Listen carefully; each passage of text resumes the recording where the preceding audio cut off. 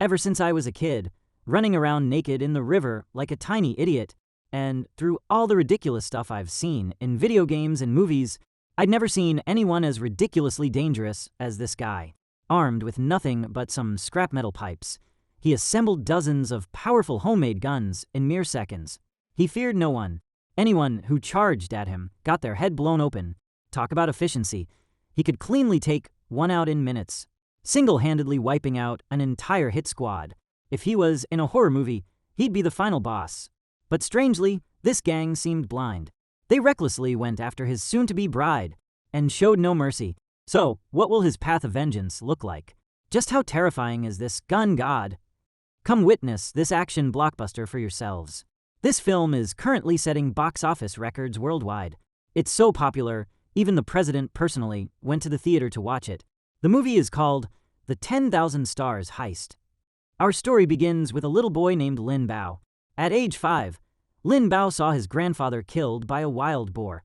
At the funeral, an idea took root in his young mind. He would build his own weapon for revenge. And he did just that, using his homemade gun. With a single shot, he blew the boar's head off, avenging his grandfather. 15 years passed. The boy grew into a young man dealing in black market vaccines. Yet Lin Bao remained obsessed with gunmaking, though no organization would employ him. One day, his childhood friend, Su Hui, came looking for him. Su Hui said, "Tomorrow, my boss needs 2 guns for hunting. He'll pay you a fortune." Lin Bao thought he could make money. Little did he know, he'd already won the falling into a trap speedrun. The boss Su Hui mentioned was none other than Su Mao, and he was a gang leader specializing in bank robberies. The next morning, Su Hui, the beautiful Zhou Yun, and 2 other robbers, Dan and Dan, appeared at the bank entrance. Su Mao observed and directed from a distance, via walkie-talkie. Their target this time was the armored truck transporting cash from the bank to the treasury. Just then, Lin Bao arrived, carrying the weapons. "You said they were going hunting." Lin Bao protested, but before he could say more, Su Hui shoved his head into the car. Lin Bao tried to run, but he turned pale when he saw the others closing in on him. They retorted, "So what if we rob a bank? After this heist, we'll both turn our fortunes around." Zhou Yun slammed the car door shut. She stomped on the gas pedal as a threat. With no escape route, Lin Bao had no choice but to obey like a subscribed puppy who just hit the notification bell. Just then, Su Mao radioed the team to prepare for action. 2 guns were handed to Dan and Dan. Lin Bao was given an iron bar. Su Hui wielded a sharp axe. They all put on masks. As 4 officers carried out the dollar-filled boxes to load into the vehicle, Big Brother immediately ordered everyone to move. The operation had to be completed in under 3 minutes, because once backup arrived, they'd be finished. The command was given, and Dan and Dan instantly advanced with guns drawn, forcing the vehicle to stop and taking control of 3 officers. Lin Bao pried open the cash box lid, but hidden inside was a police officer. The officer fired a shot straight into his chest. The remaining officers immediately counterattacked. Su Hui charged forward and slashed 1 officer to death, but he was instantly overpowered by that officer. At this critical moment, Zhou Yun drifted the car over to break the stalemate. Regaining the initiative, Dan fired a shot into the officer's stomach. They swiftly hooked the cash box and prepared to retreat. With the job done, Zhou Yun was about to step on the gas and shift gears to leave. But Su Hui stopped her. He said, "If we don't take my friend with us, we'll all end up buried in the same hole." Dan and Dan had no choice but to pull Lin Bao into the car. Then everyone slammed the gas pedal and sped away. Su Hui was extremely worried. Little did he know Lin Bao had prepared in advance. He had padded his chest with a piece of iron plate for protection. He was still jumping around like a jackrabbit. After that, the group sped back to their hideout without anyone noticing. Su Mao came out to greet them triumphantly. Zhou Yun demanded, "Didn't you say the cops didn't have guns?" Just as she pointed her gun at Su Mao, he immediately disarmed her with a swift move of his own. Su Mao declared, "Never point a gun at your own brothers. Everyone worked hard tonight. Tonight we're heading to Cambodia to split this money and enjoy some good food, drinks, and fun." Meanwhile, in an underground gambling den, several gamblers bet on big, but the dice rolled small. The house won a huge sum. However, during the next round of dice rolling, One gambler caught the bespectacled dealer cheating. He'd loaded the bowl with chips. Just as the executioner raised his blade, the man suddenly sprang up to fight back. He twisted the other's arm backward, snapping it clean. This man was Wu Hao, captain of Shanghai Public Security Bureau's Major Crimes Unit. His name alone could make criminals piss their pants. That night, Lin Bao went to urinate, but found Su Mao and Zhou Yun in the bathroom. With no other option, he relieved himself outside. Unexpectedly, he overheard Zhou Yun say, "You plan to split the stolen money evenly among those 4 guys? Are you stupid? Get them drunk, then take them all out." Just as Lin Bao was about to release himself, Su Mao suddenly noticed someone outside. He rushed out immediately, but Lin Bao had already hidden behind the staircase and slipped away silently. Lin Bao hurried to tell his friends, but Su Hui didn't care at all. Su Mao and Zhou Yun had already returned to the table to celebrate the successful operation. Su Mao declared, "We won't stop until we're dead drunk tonight." He pulled out a bottle of liquor. Lin Bao knew he intended to get everyone intoxicated, so he took a sip, then pretended the liquor was too strong and spat it out. Su Mao knew that a beautiful woman could distract anyone. Su Mao played his next card, using Zhou Yun's charm. He then motioned for Zhou Yun to play her next card. He said, "Want to make a move on this girl? First, let's see how much you can drink." Sandan, that lecher, grabbed the entire bottle and downed it like an elephant drinking water. Dadan drank little and felt resentful. He proposed splitting the money right then and there, just to be done with it. Su Mao said, "Want the money, huh? Big brother will make you happy." He tried to sneak a move, but Dadan was already on guard. Dadan said, "Just kidding. We'll hand over the weapons and then split the money." He grinned as he ejected every bullet from the magazine. Su Hui, sharp-eyed, pointed out, "There's another magazine." Su Mao had no choice but to keep ejecting bullets. This made Lin Bao sweat coldly with tension. Earlier in the restroom, he'd stolen a magazine and reshaped the bullet tips with a knife. Seeing Lin Bao's worry, Su Hui encouraged him, "Drink up, don't overthink it." At that moment, the police station received a citizen's report. Captain Wu Hao immediately led his team to pursue the gang responsible for the morning bank robbery. They located the vehicle used by the robbers during their escape. All officers closed in swiftly and entered the village to investigate. Inside the house, the gang was already dead drunk. Lin Bao remained sober but feigned drunkenness, slumped in a chair. Su Mao was about to act. Suddenly, Su Hui stood up, claiming he needed to use the restroom. As soon as Su Hui left, Su Mao swiftly picked up the bullets on the table and began loading them. He urged, "Hurry up, dear. I hate people who talk too much." No sooner had the words left his mouth than Su Mao's shot and killed Zhou Yun. Next was Dadan. Sandan tried to flee, but his speed couldn't outrun the bullet. Su Mao slowly approached, preparing to finish off Lin Bao. Unfortunately for him, this shot struck the bullet Lin Bao had modified. The bullet veered off course, and Lin Bao deftly rolled out of harm's way. He tried to flee but was grabbed by the throat by Su Mao. Su Hui returned to find Lin Bao being attacked. He immediately swung his axe and charged in. Little did he know he'd be met with a dragon tail kick. Then he was struck repeatedly in the face. Su Hui grabbed the opponent's thigh to gain control. He reached for a chair, but unfortunately, the chair turned on its owner. Su Mao stomped and kicked him viciously, yet the two returned to an evenly matched state. Su Hui threw Su Mao to the ground but had his shoulder locked in a hold. Grasping the axe, he delivered 2 swift chops and broke free. The struggle continued. Su Mao landed a punch, then drove a knee into Su Hui's back, pinning him against the metal rack. Lin Bao awoke, his head reeling from a heavy blow. Su Hui kept trying to turn the tide with sharp weapons, but Su Mao was no pushover. Su Mao delivered a devastating knee strike to Su Hui's arm joint, then locked his foot around Su Hui's throat, snatching the axe away. Lin Bao woke up, seeing the two locked in combat. Instead of fleeing, he immediately ran downstairs to aid his best friend. He aimed to smash Su Mao with a clay pot, but Su Mao's leg techniques were too formidable. Su Hui could only cling to Su Mao, slamming him into the adjacent room. He exerted every ounce of strength, yet Su Mao countered, throwing him with such force his spine snapped. Su Mao picked up the axe, poised to finish him off. Fortunately, Su Hui blocked the blow. The gun and bullets from the dining table had been kicked downstairs earlier. Lin Bao quickly grabbed the gun, fumbling to load a bullet. Unfortunately, the bolt jammed, preventing him from firing immediately.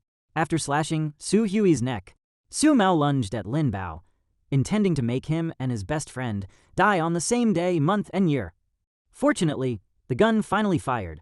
Su Mao was shot in the chest and died instantly. By then, the police force was nearly upon them. Hearing the gunfire, they immediately pinpointed the robber's location. Seeing his friend wounded, Lin Bao was overcome with grief. Yet Su Hui still insisted, "Quick, get out of here." Lin Bao quickly stuffed the gun into Sandan's hands. He shifted all blame onto Sandan. By then, the police had already breached the door, but Lin Bao had long since fled. Seeing Su Hui still alive, Wu Hao ordered him taken to the hospital. However, Wu Hao suddenly noticed something odd about Sandan's gun-holding hand. A person grips a gun tightly before death, but this hand was remarkably limp. Wu Hao discovered the money-filled backpack. He lifted it and saw a bomb inside. He immediately hurled the bomb toward the staircase, blowing Sandan to smithereens. Amid the chaos, Lin Bao transformed into a submarine. He slipped away silently. Shortly after, Director Chen arrived at the scene. Wu Hao reported his suspicions about the dead gunman on the stairs. He stated, "I believe someone placed the gun in his hand after he died." Wu Hao abruptly snatched the director's gun. Then he declared, "Observe, at the moment of life or death, a person grips objects with extreme force." This proves there was a sixth person at the scene. However, when the director asked, "Then what about his hand?" Wu Hao pointed toward the corner of the room. It turned out the explosion had blown Sandan's arm 30 meters away. Thus, Wu Hao's suspicions remained difficult to prove. Afterward, Wu Hao still insisted there were 6 robbers in the case, not 5. During the interrogation, Su Hui adamantly claimed there was no one else. He stated, if there were others, they would have fled with the stolen money long ago. Director Chen also believed all 5 robbers had been apprehended. He told Wu Hao, "Don't be so suspicious." With no evidence, the case gradually faded from memory. Lin Bao returned to his manual labor. When he went to deposit money at the bank, he fell for a teller named Zhao Ru. He'd thought, a dog's shit by the roadside could never match the clouds in the sky. But to his surprise, the girl felt the same way about him. So the two began dating. The years raced past. 12 years later, this ill-fated couple opened a music and video store, running the business together. Zhao Ru suddenly announced some good news. She said, "My father has agreed to our relationship, and I'm pregnant." They were overjoyed. It seemed like nothing could go wrong. But then Wu Hao received good news from Director Chen. Using modern forensic technology, the lab had identified the bloodstains on the chair as belonging to the 6th criminal. It turned out that when Lin Bao was beaten, blood had dripped from his mouth onto the chair. But the technology at the time couldn't detect it, so this detail was overlooked. Director Chen said, "The criminal Su Hui has been pardoned and returned to society. He must have been covering for his accomplices all along. I order you to apprehend this criminal immediately." Wu Hao smiled and sprang into action. At the video store, Lin Bao wanted to earn extra money, so he sourced a batch of smuggled goods from a gangster named Ma Zai. He asked, "This movie is still in theaters. How did you get it?" Ma Zai replied, "I've got every kind of movie. You just sell them." That evening, Lin Bao was getting dressed to meet his future father-in-law, but trouble struck. A customer confronted him. "How dare you sell adult films to children? I'm calling the police for distributing obscene materials." Lin Bao didn't believe it, but upon checking, it was indeed an adult film. Because of this unexpected incident, he arrived late for his first meeting. What shocked Lin Bao even more, however, was his future father-in-law. It was none other than Uncle Zhao, the police officer, who had shot him in the chest during that bank robbery years ago. Lin Bao turned pale with fright, but he quickly regained his composure. After all, Uncle Zhao wouldn't recognize him now that he was wearing a mask. Before he could even sit down, his father-in-law asked, "Busy robbing banks? Why are you so late?" This startled Lin Bao. He could only reply, "My shop just opened, so I've been a bit busy." Zhao Ru said, "Dad, the baby is already 2 months old. We've decided to get married. For the sake of the child." Uncle Zhao softened his tone slightly and said, "Don't let my daughter suffer. You need to make something of yourself." Lin Bao answered, "I will definitely have a future." Then Lin Bao started drinking and toasting with his father-in-law. However, Lin Bao didn't know Su Hui had been secretly following him. When both men were drunk, the father-in-law showed off the gunshot wound on his stomach from the bank robber's back in the day. He also demonstrated five-finger seizing hand and thunder dragon claw hand. He declared, "If you dare bully my daughter, I'll make you regret it, understand?" Lin Bao nearly wet himself upon hearing this. Su Hui watched his friend turn pale, grinning like a monkey eating a banana. That night back at the shop, Lin Bao discovered someone had broken in. After checking the surveillance footage, he realized it was none other than Su Hui. Su Hui asked Lin Bao, "How have you been lately? Where are you headed so early?" Lin Bao chuckled, reaching for something. Su Hui said, "This? Trying to nail it into my skull. If I hadn't kept my mouth shut, you'd be behind bars already." Su Hui got straight to the point. "I'm planning a job. I need guns." Lin Bao urged his friend to be a decent person. Su Hui scoffed. "This pittance is only fit for bribing beggars." With that, Su Hui scribbled down an address. Then he unleashed his five-finger grappling technique. Faced with the threat, Lin Bao devised a plan: silence the witness. So as soon as Su Hui left, he grabbed the nail gun and followed. Seeing his friend enter a brothel, Lin Bao was about to rush in. That's when the police appeared. It turned out to be Wu Hao, coming to arrest Su Hui for questioning. Su Hui tried to slip out the back door, but he was still too young. Seeing his friend being taken away, Lin Bao had no choice but to abandon his plan. After getting into the police car, Su Hui instructed the officers to fasten their seatbelts. He had anticipated this very scenario. As the car approached an intersection, it was struck sideways and sent flying.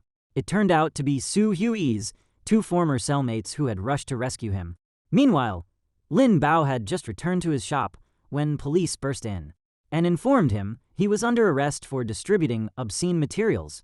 It turned out the mother of that student had reported Lin Bao for selling adult films. He was immediately handcuffed and taken back to the station for questioning. Lin Bao protested, "Officer, I don't know anything. Ma Zai gave me a batch of discs he said were action movies. Who knew they were porn?" The next morning, Lin Bao was suddenly released. The reason? First offense and no serious consequences. He borrowed a police phone to call Zhao Ru and reassure her. However, Lin Bao received thunderbolt news. His father-in-law said, "Some thugs came looking for you." Then they beat Zhao Ru, causing her to miscarry. The enraged father-in-law punched Lin Bao to the ground. Lin Bao immediately returned to the store and checked the surveillance footage. He discovered that the man who harmed his wife and child was none other than Ma Zai. It turned out that because Lin Bao had identified Ma Zai as the supplier of the obscene DVDs, so Ma Zai had come here seeking revenge. Could anything be more painful than this? Lin Bao called Ma Zai in fury. He bluffed. "Big brother, I need a huge shipment. I've come to terms with it. Fortune favors the bold. Where should we meet?" Ma Zai replied, "Come to Qinweishing Road. My men will pick you up at the entrance of lane 4953. Lin Bao immediately armed himself fully and hailed a cab for revenge. Arriving at Ma Zai's lair, Lin Bao observed numerous henchmen and surveillance cameras at the entrance. After meeting Ma Zai, Lin Bao handed over the money as a sign of good faith. He was promptly led into the film studio. Suddenly, the henchmen charged in with weapons, knocking him to the ground. Just as they were about to attack, Lin Bao flung the money into the air and fled. He dashed straight into the main server room, snatched a Molotov cocktail, and used it to deter the gang from entering. Ma Zai shouted, "My entire livelihood is in there. We can negotiate." Lin Bao retorted, "Negotiate my ass." No sooner had the words left his mouth than he set the servers ablaze. Ma Zai swung a punch, only to have his palm pierced by nails. Armed now, Lin Bao never missed a shot. Even more astonishing, his friend Su Hui appeared like a divine soldier. Su Hui shouted, "Dare to hit my brother?" Another cellmate, Ah Go, also came to rescue Lin Bao. A chaotic brawl erupted. Though Lin Bao's side had only 4 men, they were all skilled fighters. Ma Zai was terrified and tried to flee. Seeing this, Lin Bao immediately gave chase. He shot nails at them all the way, making them cry out in pain. Su Hui and Ah Go kept sending Ma Zai's henchmen to meet the King of Hell. Their combat prowess was off the charts. Ma Zai pinned Lin Bao down with an iron frame. Suddenly, Ah Go lunged forward. Not only that, but Ma Zai was also slammed to the ground by a massive figure. It was Su Hui's other cellmate, Ah Jia. Ah Go smashed Ma Zai's skull with a single club swing. Lin Bao drove 3 nails into Ma Zai's face, but the bastard shattered a chair and swam his way out. Seeing this, Su Hui immediately unleashed his little flying daggers. Ma Zai, luckily still alive, tried to flee. He thought he'd escaped, but Lin Bao had already set an ambush here. Over a dozen nails turned him into a honeycomb. Ma Zai, writhing in agony, scrambled onto the roof, seeking escape. But Lin Bao showed no mercy. Only when Su Hui rushed over to stop him did he cease. After his revenge, Lin Bao turned to Su Hui. "What are you doing here?" he asked. "If I hadn't come, you'd be dead." Su Hui shot back. Suddenly, Lin Bao remembered the surveillance camera at the entrance. To avoid being arrested and sent to prison, he donned gloves, retrieved the tape, and cut out the footage showing himself. He then spliced it back together, leaving no trace. They immediately cleaned up the scene, burying the entire group of bastards in a single pit.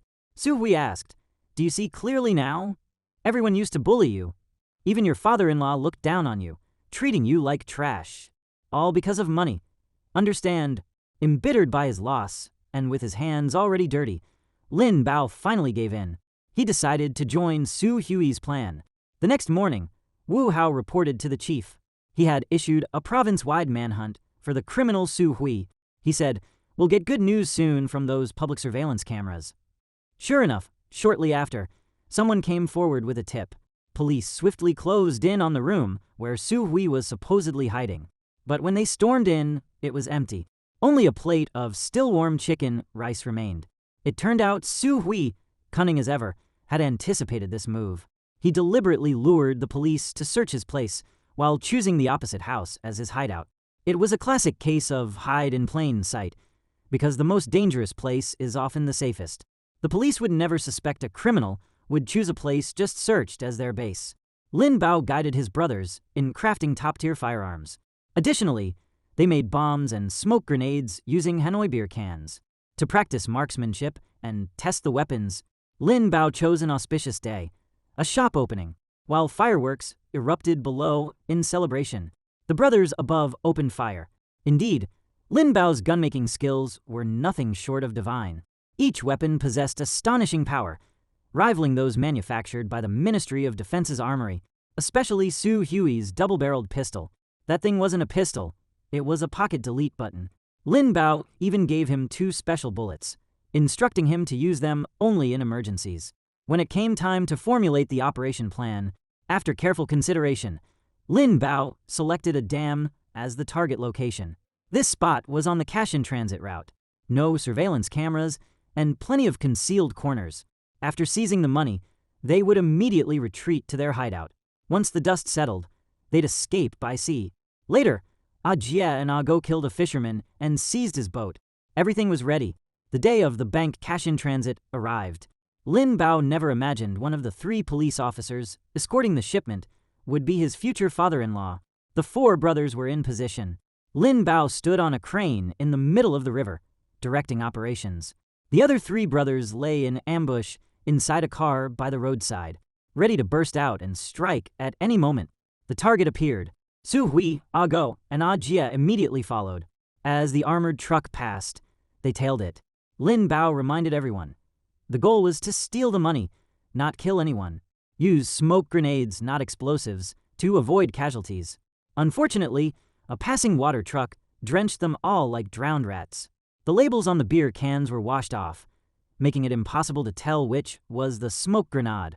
Su Hui tried to chop the driver with an axe, but missed. On the second attempt, police opened heavy fire unexpectedly. To force the armored truck to stop, Su Hui decided to use a smoke grenade. Unable to tell them apart, he tossed one randomly. Unfortunately, it turned out to be an explosive. This caused the truck to veer dangerously toward the cliff edge. Jia yanked the steering wheel hard to block it. But unexpectedly, the 2 vehicles became wedged together. Su Hui smashed the window and climbed out, intending to take control of the armored truck and steer it down. But Uncle Zhao and another officer, still alive, shot him in the chest. Fortunately, Su Hui was wearing body armor and survived. He pointed his gun at the truck and shot the officer dead. Lin Bao's father-in-law unbuckled the driver's seatbelt and threw him out of the vehicle. With the accelerator released, the armored truck rolled several times. Luckily unharmed, Su Hui immediately ordered his 2 henchmen to grab the money. They swiftly loaded 2 crates of US dollars into the trunk. Just as the trio prepared to leave, Uncle Zhao launched a flying double kick attack. He too wore body armor, so he survived. 3 against 1. Even if they couldn't win, they could make him suffer. Yet Uncle Zhao proved formidable, like a caged tiger unleashed. Despite his age, his movements remained remarkably agile. Go stabbed wildly from the passenger seat, but it was useless. Uncle Zhao parried every attack. Then, with a flurry of strikes, he hit Su Hui squarely in the throat. Next, he knocked Jia and Go flat onto the floor. He grabbed Go by the shoulders. Uncle Zhao slammed Go's head against the roof. Then, he nearly kicked Go out of the car. Su Hui fired wildly before attempting a chokehold. Go lunged with his knife, only for Uncle Zhao to lock his shoulder with a leg sweep and pin him to the seat. Driver Jia lost control, slamming into a pile of rocks. The car tumbled and plunged off the embankment. Fortunately, only minor injuries were sustained. Everyone crawled out. Uncle Zhao, now a big shot, was subdued. Su Hui tried to act, but Go stopped him, because he remembered this was Lin Bao's father-in-law. Go said, "I don't trust your brother." When police arrived at the scene, they found only 3 bodies. Uncle Zhao and the money had vanished without a trace. The suspects were identified as Su Hui and his 2 cellmates. Meanwhile, Lin Bao had returned to his hideout, manufacturing more explosives. Suddenly, a knock sounded at the door. 3 knocks confirmed it was his accomplices. Opening the door, Lin Bao was stunned. These bastards had actually brought the police home. Su Hui realized the police had already tracked them here. Go suspected Lin Bao was the mole. Su Hui explained, "That cop is your father-in-law, so they suspect you." Lin Bao had no choice but to enter the inner room with his gun drawn. He ripped off Uncle Zhao's mask. Uncle Zhao cursed, "Bastard, so you're the robber. If I ever get out, I'll make you pay." Lin Bao whispered, "They want me to kill you. When I open the door, escape as fast as you can." Wu Hao and his colleagues had already surrounded the place. Lin Bao rushed out to block Go and Jia, allowing Uncle Zhao to escape. Su Hui couldn't stop him in time. Go, furious, tried to chop off Lin Bao's head, but Su Hui stopped him. After all, they were childhood friends. Uncle Zhao dashed to the stairwell and was immediately escorted out by police. But 2 bombs strapped to his back detonated instantly. Everyone was engulfed in flames. It turned out Lin Bao had planted the explosives on Uncle Zhao earlier. Only then did Go and Jia trust him. "We must break through to survive." Lin Bao handed each brother a bomb, saying, "Let fate decide our end." Taking advantage of the police's disarray, Su Hui and Jia fired down from above. They then took civilians hostage, creating chaos that prevented the police from firing. Lin Bao, disguised as a civilian, easily escaped. Su Hui and Go leaped from the scaffolding behind the building. The 3 scoundrels carried the money bags out onto the street and fled. However, the police force immediately gave chase. In a food court between buildings, Wu Hao, hiding behind a car, saw Go leap onto a table. He instantly crouched and fired at Go's legs. Knowing escape was impossible, Go resolved to take someone with him. But before he could throw it, the bomb detonated. This had been Lin Bao's scheme all along. Everyone who knew he was a bank robber had to die. Su Hui had no clue what the hell was going on. He only knew to fire at the police, searching for a way out. He hid under a car to ambush them, but misjudged their attack direction. Su Hui immediately tossed a bomb at the officers. One officer dove forward, shielding the bomb with his helmet. Wu Hao used his bulletproof vest to cradle the explosive.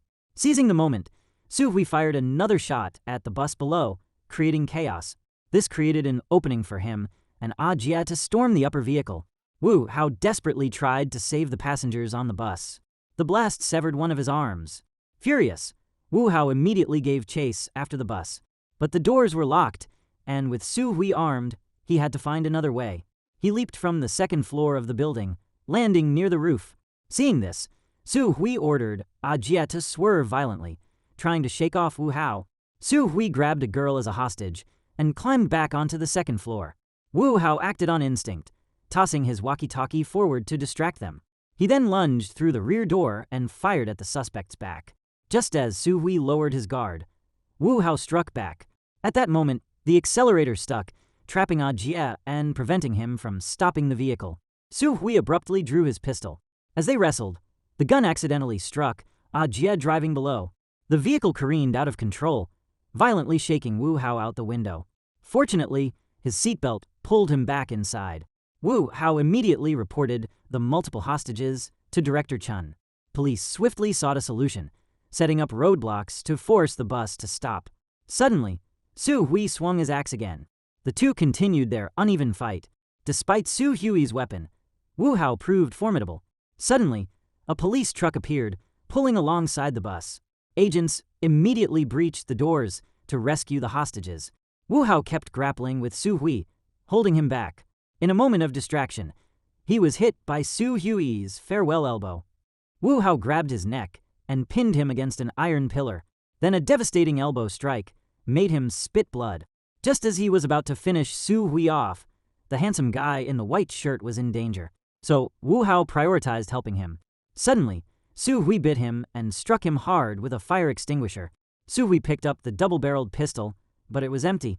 He remembered the 2 special bullets his friend Lin Bao had given him earlier. He loaded the bullets, intending to kill Wu Hao. However, the bullet ricocheted back when he pulled the trigger, taking his own life. By then, the car had reached the police's prearranged location. Due to momentum, Wu Hao and the handsome guy flew toward the window, but were stopped by the protective net. Plot armor is one heck of a thing. Fortunately, after emergency treatment, Wu Hao was fine. He ran to check on Su Hui and asked who the 6th criminal was, but Su Hui was gone forever. Meanwhile, Lin Bao noticed police searching each passenger and tossed aside some miscellaneous items. Just then, he realized his keychain, featuring photos of himself and Zhao Ru, was missing. It turned out Uncle Zhao had stolen it at some point. Seeing medics load Uncle Zhao into an ambulance, Lin Bao rushed straight to the hospital. Sure enough, the coroner confirmed Uncle Zhao had died, yet his hand still clutched Lin Bao's keychain. As the doctor prepared to send the body to the autopsy room, Lin Bao burst in just in time. He cried out, "Dad, yesterday you could still knock me out, but today you're already lying in a coffin." He snatched the keys back immediately. Only after the female agent confirmed all 3 robbers were dead did Lin Bao finally relax. Lin Bao was a true master, meticulously eliminating everyone who knew his criminal identity without anyone noticing. That night, Wu Hao arrived at the morgue to investigate. Seeing Uncle Zhao's hand clutching something tightly as if in death, he immediately grew suspicious. He asked the doctor if anyone had touched the deceased. The doctor replied, "A man named Lin Bao, the deceased's son-in-law." After investigation, female agent Lu reported that Lin Bao was a fellow villager of criminal Su Hui. Wu Hao's suspicions deepened. He discovered Ma Zai and his henchmen were all buried in a single pit. Yet when reviewing surveillance footage, only Su Hui, Go, and Jie were seen rushing into the area. Meanwhile, Lin Bao continued feigning grief while keeping vigil for his father-in-law. After the funeral, he returned to the shop to tidy up and suddenly discovered a bag of US dollars. It turned out Su Hui had hidden Lin Bao's share of the money here after snatching it at the dam. It must be said, Su Hui was a man of his word. Lin Bao, however, was too cunning. Suddenly, Wu Hao walked in. Seeing this, Lin Bao immediately blocked the doorway, preventing him from entering to conceal the bag of money. Wu Hao said, "Excuse me, I hear this bank robber was your good friend. And Ma Zai, who supplied you with pirated discs, is dead too." These words struck a nerve with Lin Bao. He snapped back in shock. "What do you mean? You suspect me. If you have proof, arrest me. Otherwise, get lost." Wu Hao replied, "We found blood traces from the 6th person involved in that bank robbery 8 years ago. Your father-in-law didn't die for nothing." Lin Bao retorted, "Cut the crap, big brother." After Wu Hao's psychological assault, Lin Bao began to panic and contemplated escape. He deleted all incriminating evidence from the surveillance footage. That very night, he carried a box stuffed with cash, intending to slip out the back door. Little did he know Wu Hao had already stationed men here, waiting to ambush him. Wu Hao asked, "Where are you off to so early?" Lin Bao replied, "Just going fishing." Wu Hao said, "I'm a fellow angler. Why not join me?" Without hesitation, Lin Bao took Wu Hao to the pier. He boarded the boat as if it were his own. It was the boat Ah Go and Ah Jia had previously stolen from a fisherman. When Lin Bao said he'd untie the mooring rope to move the boat away from shore, Wu Hao seized the moment to open the backpack and inspect its contents. Sure enough, it was filled with stolen money. Suddenly, Lin Bao struck him from behind with an oar, knocking his gun into the river. He then delivered a brutal blow to Wu Hao's head, followed by a relentless beating. Just then, several fellow anglers approached to board the boat for fishing. Lin Bao was forced to start the engine, and push off from shore. Once in the river's center, he tied Wu Hao to a large concrete block. But Wu Hao had already slipped away, vanishing without a trace. As Lin Bao frantically searched, Wu Hao suddenly pounced from the boat's roof. Despite his injured arm, Wu Hao was at a disadvantage. He locked Lin Bao's joints, but Lin Bao grabbed an iron hook and stabbed it into Wu Hao's thigh. Lin Bao shouted furiously, "I just want to live like a normal person." With that, he lunged forward and shoved Wu Hao into the cabin. Wu Hao immediately sprang up to fight back. In the cramped space, the two began a barehanded struggle. Wu Hao slammed Lin Bao onto the hook, making him scream in agony. When Wu Hao picked up the walkie-talkie to try contacting the police station, Lin Bao gritted his teeth and wrenched the hook from his thigh. He then grabbed the crossbow and pulled the trigger. Fortunately, Wu Hao blocked the shot. Lin Bao demanded, "Why is everyone pushing me to the edge? I didn't want to rob a bank or kill anyone. I'm just a victim." Wu Hao demanded, "Then why did you kill your father-in-law?" Lin Bao replied, "He wouldn't listen to my explanation. I wanted to save him, but he insisted on reporting me to the police." Wu Hao declared, "You're beyond redemption." No sooner had the words left his mouth than Wu Hao lunged forward, unleashing a flurry of punches. Lin Bao shot an arrow, but it only shattered the cast on Wu Hao's arm, earning him an immediate punch. The concrete block fell into the river, its rope snapping around Lin Bao's neck. It dragged him and the money bag underwater. Lin Bao dreamed of standing with Zhao Ru in a wedding hall. Seeing his beloved's happy smile, he could only swallow his tears, for he had lost everything. Regret, but it was too late. Fortunately, Wu Hao pulled him ashore and administered first aid. Only then did the police arrive. Cops in movies, am I right? Sure enough, they were always late to the party. While awaiting the court's verdict, Wu Hao said, "When you were arrested for distributing obscene materials, your father-in-law came to bail you out. He said, 'He's my son-in-law.' Your father-in-law didn't look down on you. He treated you like his own son. Yet you repaid kindness with betrayal." As Wu Hao prepared to leave, Lin Bao called him back. Then, weeping, he begged him for one favor. He said, "Please take care of Zhao Ru for me. Tell her I'm sorry." A month later, Lin Bao was escorted to the execution ground to face the death penalty for multiple crimes. Before his death, seeing his lover's figure only deepened his agony and regret. Perhaps even in the afterlife, this pain could never be soothed. This film shows us that sometimes life pushes us to the edge, yet we must stay clear-headed to avoid making wrong decisions. We may be poor, but we must never lose our integrity. Even if we are as lowly as dust, we must live with honor.